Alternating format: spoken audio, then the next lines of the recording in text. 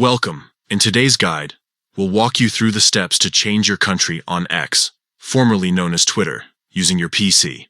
This updated method is simple and quick, so let's get started. First, open your browser and navigate to X by typing its URL into the address bar.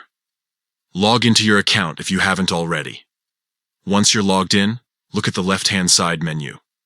There, you'll see a variety of options. Locate the icon labeled More and click on it. Next, select Settings and Privacy from the expanded menu. This will take you to a page where you can manage all aspects of your account settings. From here, click on Your Account, and then proceed to Account Information.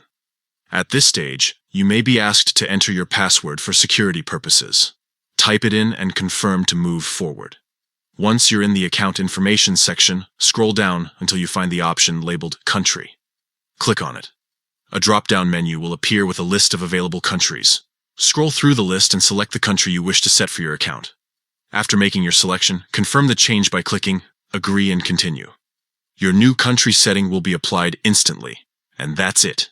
You've successfully updated your country on X using your PC.